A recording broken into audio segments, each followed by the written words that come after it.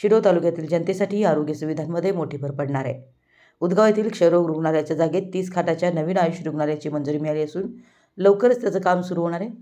सार्वजनिक आरोग्य राज्यमंत्री प्रकाश आंबेडकर यांच्या उपस्थितीत मुंबई मंत्रालयात झालेल्या बैठकीत या प्रस्तावाला मान्यता देण्यात आली असल्याची माहिती आमदार राजेंद्र पाटील यड्रावकर यांनी दिली आहे। शिरोळचे आमदार राजेंद्र पाटील यड्रावकर यांनी हा महत्त्वाकांक्षी प्रकल्प तालुक्यासाठी आणण्याचे प्रयत्न सुरू ठेवले होते। अखेर त्यांच्या प्रयत्नांना यश मिळालं असून तालुक्यातील नागरिकांना आयुर्वेद, होमिओपॅथी, युनानी, योग, पंचकर्म व निसर्गोपचार अशा विविध उपचार पद्धती मोफत उपलब्ध होणार आहेत। आमदार राजेंद्र पाटील यड्रावकर यांनी शिरोळ तालुक्याला उत्कृष्ट आरोग्य सेवा प्रदान करणारा मेडिकल हब बनवण्याचा संकल्प केला होता। त्याच्या पूर्ततेसाठी विविध पातळ्यांवर प्रयत्न सुरू होते। याआधी उदगाव येथे ग्रामीण रुग्णालय तसेच मंजूर झालेलं मनोरुग्णालय ही मोठी पावलं होती।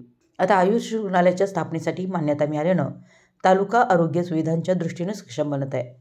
शासकीय आयुष रुग्णालय सुरू झाल्यानंतर स्थानिक नागरिकांना आयुर्वेद, युनानी, होमिओपॅथी, पंचकर्म आणि निसर्गोपचार यासारख्या उपचारांची सुविधा मिळणार आहे। त्यामुळे अनेक आधुनिक औषधांवर अवलंबून न राहता पारंपरिक व नैसर्गिक उपचारांची सेवा या रुग्णालयाच्या माध्यमातून शिरोळ तालुक्यातील जनतेला मिळणार आहे। आयुष रुग्णालयामुळे स्थानिक नागरिकांसाठी आरोग्य सेवा अधिक व्यापक होणार आहे।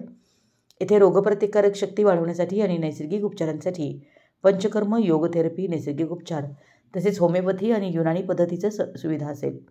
यामुळे जीवनशैलीशी संबंधित विकार, संधिवात, पचनाचे आजार, त्वचेच्या तक्रारी आणि मानसिक तणाव यासारख्या समस्यांवर अधिक प्रभावी उपाय उपलब्ध होणार आहेत।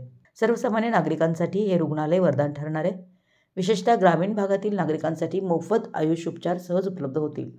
तसेच पंचकर्म आणि योग थेरपी यासारख्या उपचार पद्धतीमुळे अनेक जुनाट आणि जटिल आजारांवर उपचार मिळणार आहेत। लवकरच या रुग्णालयाच्या आराखड्याला अंतिम मंजुरी मिळेल आणि त्यानंतर तात्काळ बांधकामाला सुरुवात होणार असल्याचं आमदार यड्रावकर यांनी सांगितलं।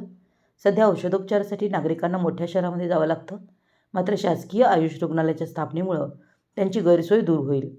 आयुर्वेद, पंचकर्म, योग आणि निसर्गोपचार यासारख्या उपचार पद्धतीचा अधिकाधिक प्रचार व प्रसार होणार आहे।